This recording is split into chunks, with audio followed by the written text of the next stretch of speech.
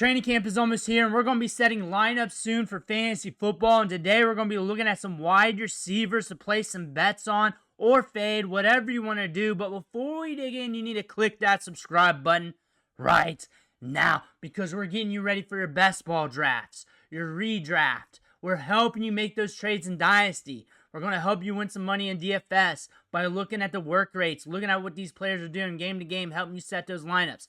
Click that button. Stop missing out. But our first wide receiver we're looking at today, CeeDee Lamb. There's a trend with this video. I did not pick these guys up randomly for the video, but there is a trend. Wide receiver 3 off the board per Underdog Fantasy, ranked as the 5th best player off the board or 5th player overall off the board on Underdog Fantasy. And the thing is, you're looking at this. You got elite target share, 27.3%. 8.7.8, a little bit low, but the volume's there at 10 targets a game. Route participation, 84.3%.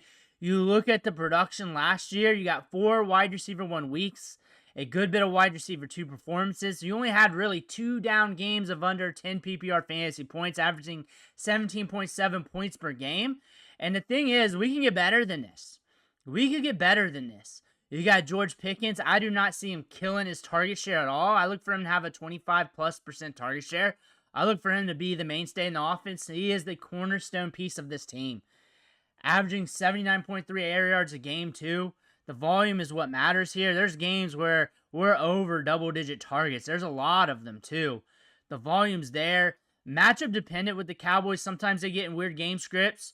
But the thing is, when you're thinking about CeeDee Lamb, it's your strategy. Are you going Hero RB? Are you going Saquon, Bijan, Jameer, CMC, maybe Ashton Genty? Are you doing one of those guys over them? Or are you going wide receiver, then pounding running back? Really, what's your strategy here? Are you going wide receiver early? Because you're kind of in that range where you got a decision to make here with your first round pick. Are you going running back or are you going with one of these top flight wide receivers? And that's more of macro analysis per strategy. Hero RB, zero RB, double hero RB. Or are you getting 2 running backs and going wide receiver, or going wide receiver then 2 running backs? You can go Lamb, Jonathan Taylor, Chase Brown, just reading off what's there down that line. That's something that you could be looking at. Lamb, Bucky, maybe Kyron Williams or something like that, depending on how your draft shakes out. Just looking at things off the board here on the sheets. There's a lot of different routes you can go to make your team look good off of the first 3 rounds. That's something you can look at. If you get CeeDee Lamb now or even Jefferson, Puka Nacua in this range, you could still be rather strong at running back and still have some good upside options. Or you can be really strong at running back and get one of the other wide receivers. But when I'm looking at top-end wide receivers, you got to make a decision early. If not, you're going to have to hope on hitting on upside. Wide receiver 13 off the board, T. Higgins, 23rd player overall off the board.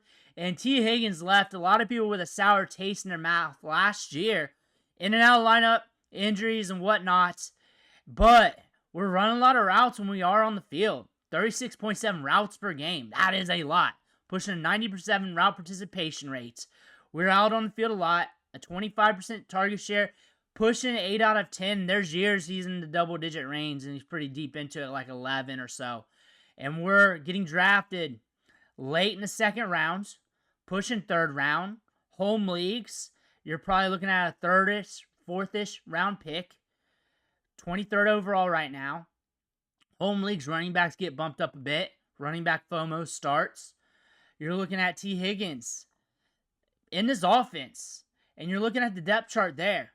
Boyd's gone. I know you didn't really get to see the impact of it last year, but he was in and out of the offense.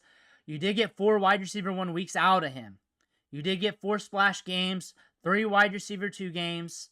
So half of his games, or over half, like 3/4 of his games, he was very functional for your lineups. That's the thing about that, week to week. And honestly, if you're getting 9 targets a game and an 8 out around 10, that is something you want to sink your teeth into at the wide receiver spot. Honestly, only injury can really impact that negatively. If he's on the field for a full season, you might have got 6 wide receiver 1 weeks out of him. Maybe 5 and another wide receiver 2 because you got to bake in another downer. When he misses big, but he's only missed big in 3 games last year. When you rewind it back and look at this, he hasn't had a bad season. He's cheap for what he is. For a 25% target share, ADOT in double digits, 9.8. He's probably going to be 10 or so. He is a deep threat dandy. He's got good ball skills, good at contested catches, 109 targets last year. If he's healthy for a full season, you're getting more than 4 wide receiver 1 weeks at that rate and at that pace, and there's nothing here that indicates that you're going to get less than that unless injuries hit other players, like a Burrow or something.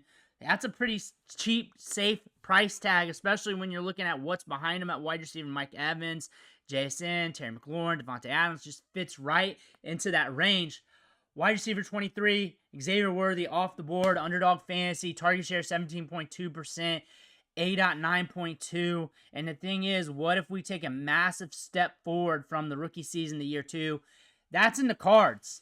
That's in the cards. We were getting ready to see that with Rashee Rice, a big step forward. That got curtailed, and we might see that with Xavier Worthy here. He does have the talent for that. He does show that on tape over at Texas when he was playing there with the route running, has the speed. What if there's injuries in this offense where the targets funnel to him more? Like, say if Kelsey goes down, say if he has a situation where they got to use him more. What if they got to use him more on the deep ball? There's a lot of things going on here. What if the matchups just get a little bit more juicier? What if the Chiefs' defense gets banged up and they got to be in more shootouts?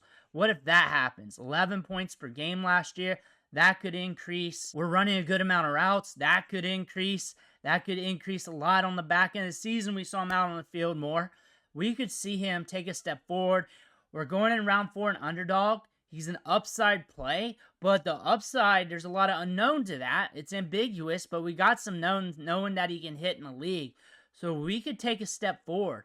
You're looking at opportunity costs of like a DK Metcalf, J-Mo, Devonta Smith, Travis Hunter, Cortland Sutton, Jalen Waddle, Marion Hampton, maybe James Cook, maybe DJ Moore, depending on what's going on in your draft, maybe the other running backs. But he is an upside flyer. I would not want him as my wide receiver 1. I'd be very scared. Like if I went running back, and then Xavier Worthy, or really any of the receivers in this range, I would not be happy if that was my wide receiver 1. I'd be a little bit nervous going into the NFL season. It could play out nice. But I'd still be nervous. Like, I still would not be happy about it. I suggest maybe going wide receiver in the first couple rounds. Maybe mixing that up with running back. You can go hero RB. Maybe mess around with double hero RB within the first 3 rounds. But make sure you're good at wide receiver. He's a great wide receiver 2 with upside. Maybe wide receiver 3 if you're just stacking wide receivers early. Because of that upside of him taking a step forward, it looks like he might take a step forward from what we're seeing from the clips from minicamp and OTAs. We got to see what's that looking like in training camp. But there's a good possibility. You're looking at the production here. From week 11 to week 17, we only had 2 games that were outside of double digits, and they were 9.1, 9.6. Like, we had a rookie ramp up, and then we started to flow, and it might flow more this year. It might flow. It might increase. Wide receiver 33 off the board. Rome Odunze here, 59 overall and ADP per Underdog, pushing a 20% target share at 19.2 and an ADOT at 13.8. So you're looking at that, and those are interesting numbers when it comes to work rate. Keenan Allen's gone. Luther Burden's in, though. Luther Burden's in. But when you look at Rome Odunze, how he's used, new coaching staff, though, but they made some upgrades on the offensive line, something to get you excited for Caleb Williams and the wide receivers. Rome Odunze, if he builds upon this 19.2% target share, and we hover around the same ADOT, I would not be surprised that dips a little bit, but I expect it to be in the double digits. 11, 12, 13, 10 on the low. I do not expect to ever see like an ADOT of 7 unless something happens. And we're getting a 20+% target share, which there's potential for that. You're going to see some more boom weeks. You're going to see more potential for opportunities out of this. And you're having games where he's hitting double-digit in targets. We got 3 of them last year. We also got multiple games where we're over 5, a good bit of them. That's his rookie season. It's more than production. You also want to look at work rate. So what if he takes a step forward? What if Caleb Williams takes a step forward? What if the offensive line is that much better where Caleb Williams doesn't take a step forward, but he's just that much better? What is the impact with that to Rome Odunze? What if just the marination of Caleb Williams to Rome Odunze is just better this year? Caleb Williams not really taking a step forward, but the targets are just a little bit better his way. Another thing you can think about this is, What if Caleb Williams doesn't take a step forward and he's like last year, but Rome Odunze is out there playing a little bit better? What does that look like? That could be more spiky production. It could be more up and down. He's a candidate to break out this year. The downside with it being ambiguous, new coaching staff, Caleb Williams not taking the step forward, Rome Odunze not taking a step forward, because we got a good platform here. All this says is we got a good platform here to build off of. But if we can jump off that platform, we're jumping up in production, because pushing a 20% target share as a rookie with a good ADOT is something to look at. Expense-wise, we're up there, but we're also in the range of wide receivers where it's starting to get ambiguous, where you got questions with everybody. Wide receiver 33, so after him, Judy, Debo, Jacoby Myers, Godwin. Some of them are veterans who are a little bit safer, but Rome Odunze has got that ambiguousness to him where that upside could just smack really good for you. But we're also looking at wide receiver 43 off the board. Jaden Reed ranked 78th overall. Target share of 16.2, route participation rate 72.7%, ADOT 2 wide receiver 1 weeks, 2 wide receiver 2 weeks, kind of a letdown season, week-to-week production. But what do we know about the Packers? They got the carousel effect. Any wide receiver on the field could get it on any given Sunday. Of course, one will lead the team in target share, routes ran, but honestly, it doesn't matter either. It doesn't matter because all it takes is a couple deep targets, and you got a wide receiver that's functional for your fantasy lineups. A lot of times in matchups for the Packers, they'll have 2 wide receivers that can help you out. One hitting more towards the top end. That could be a high-end wide receiver 2 or a good wide receiver 1. And then one just getting you enough points, maybe like 13 points for the week. And then the rest kind of fade into it. Sometimes you can get a 3-pack out of it, but usually you get 2, and it's spread across the board. You look at the numbers on the Packers, you see that Jaden Reed will be on the field. He will be getting opportunities.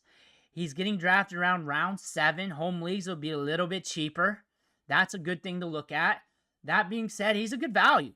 He's dependable. The upside of him turning into Justin Jefferson, Jamar Chase, one of those top-tier producers in the league, it's kind of out there. It's not really there. Like, you got Matthew Gold in there. He's going to zap up some targets once he gets his rookie ramp up in. And you're looking at some of the other wide receivers there, like Dubs. They're getting targets. They're getting targets in this offense. You're looking at some of the other wide receivers around them. You got some younger guys here that could take a step forward. You got a lot of dependable veterans as well. Like Ricky Pearsall could take a step forward. But you also got Stephon Diggs with the Patriots. What if he takes a step forward with Drake May or looks the same? Things are looking interesting in that part of the draft. Wide receiver 53 off the board. Round 9 price tag on Underdog. 1 or 2 overall. Keon Coleman. This is an interesting wide receiver. Very interesting wide receiver here. ADOT 15.2, target share 15.5. There's some games where you didn't even know if he was on the field or if he was out there. You're wondering where he was at. He was a lost child on a milk carton. But then there's some other games. There's a couple of them last year where he performed. He got targets in some games too. 7, 7, 7, and 10. Those are 4 games that I'm looking at. Week 7, 8, 17, and 18. I believe this is going to be a wide receiver that stresses you out. And if you're not equipped at lineup setting, like that's something you're not really good at, and you don't take the time to read the pace of play of each team, to read the overalls, the over-unders, and everything in the matchups going in, watching the target share, the routes ran, he's going to be pulling your hair out because he will have some games that are low and then all of a sudden hit. Then he's back to being a low guy. Then he's a high guy. And you look at this depth chart too.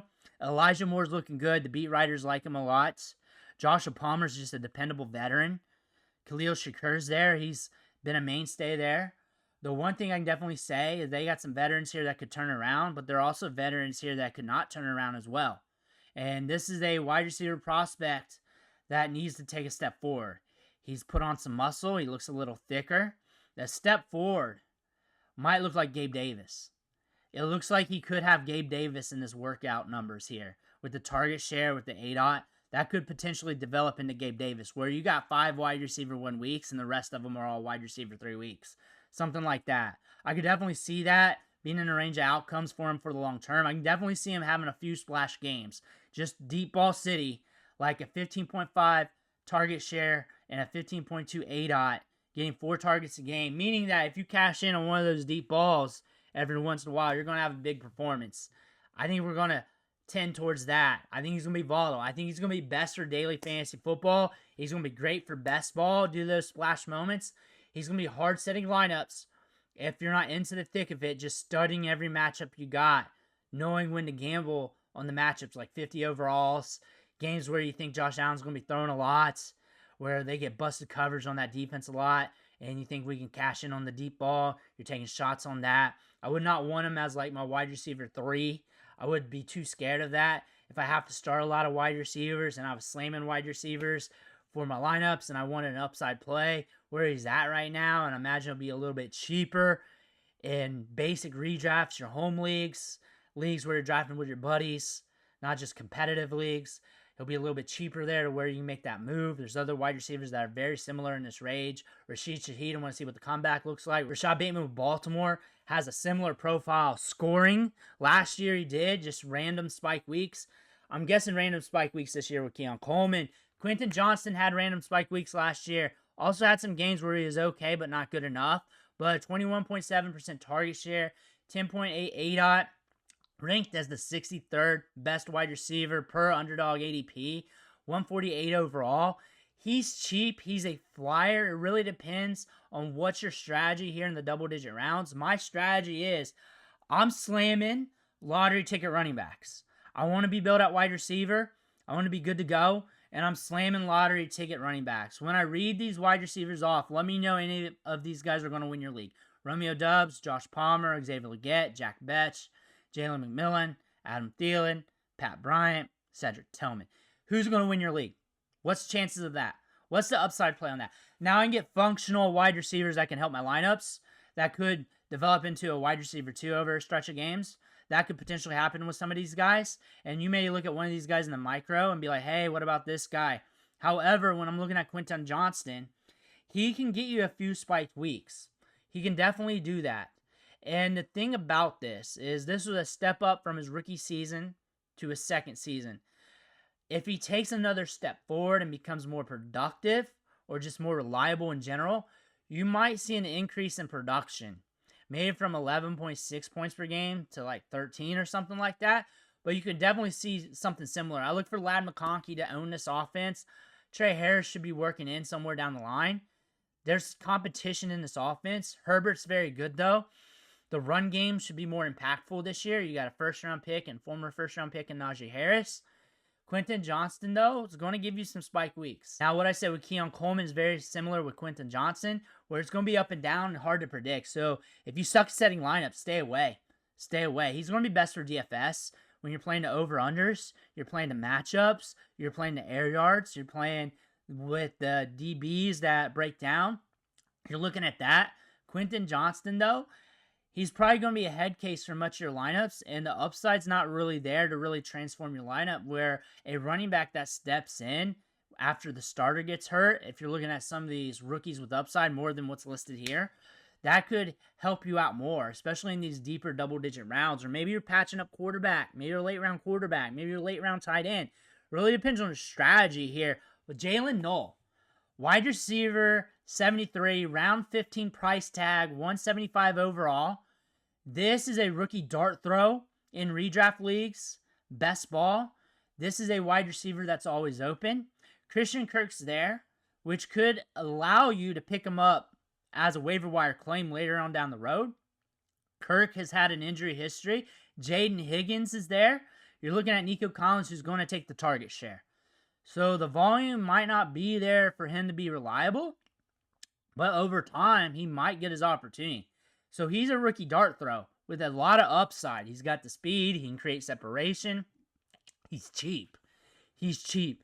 My strategy is still the same because I look at these running backs. There's a lot of them I'm very interested in, especially like some of these rookie running backs, these year 2 running backs. I'm stacking up at the running back position because if attrition hits, then I don't have to fight for him off the waiver wire.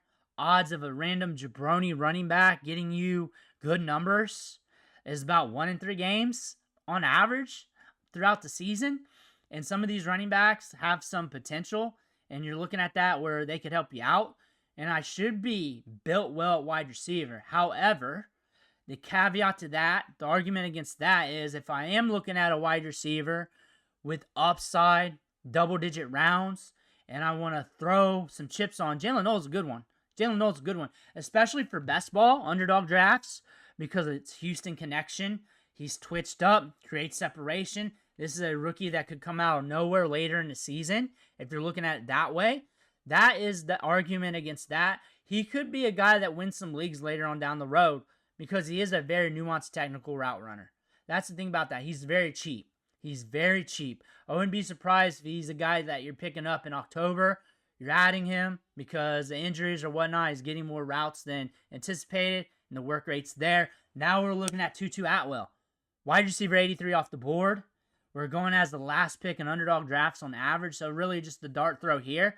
The main thing you want to look at with him is the depth chart here for the Rams. Devonta Puka Nacua, Tutu Atwell, Jordan Whittington, and then rest of jabronis after that. Tutu Atwell can get spike weeks. He's a guy that you can look at. We had an 8 out of 12. Target share should be low. I expect Puka and Devontae to each be in the 20s, to each get 50% plus of the targets. I expect that. But I expect Tutu Atwell to get behind some defenses and have some splash moments. I look for those two wide receivers that allow him to get behind defenses and have those splash moments like we've seen. He's not going to be reliable, but if you're looking for a random dart throw wide receiver, even off the waiver wire, late with one of your last picks, if you're playing best ball and you're looking for a Ram stack, then you're probably going Devonta, Puka, Tutu. You're just trying to stack all Rams. I would make sure to get Atwell with one of your last picks because he's going to have a couple games where he gets behind defenses and he splashes.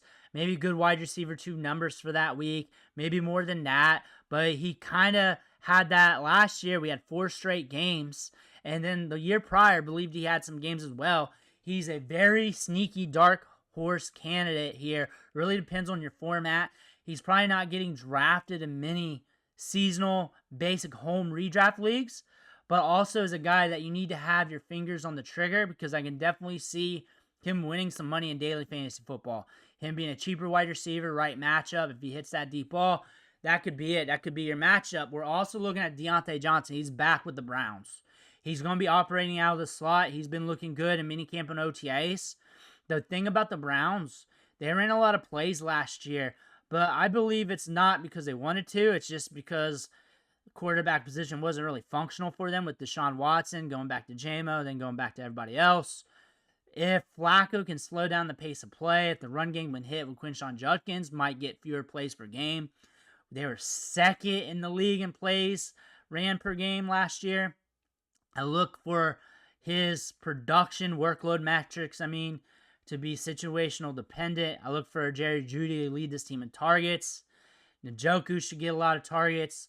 I look for them to emphasize the run, be more run heavy. Cedric Tillman's going to get the deep ball. I look for Flacco to fuel this offense. I look for multiple quarterbacks to be started in this season. So Deontay Johnson's not draftable right now in Underdog because nobody's drafted him. I'm not saying he's draftable. I mean he's not being drafted. 3 wide receiver 1 weeks. When he was with the Panthers last year, he was looking good in training camp. He was lighting it up. He had some moments with the Panthers. Then he went to Baltimore. Things went downhill. But now we're looking like we're going to be like the wide receiver 3 slot guy. And we might be getting some opportunities. He might be a guy you're plucking off waivers.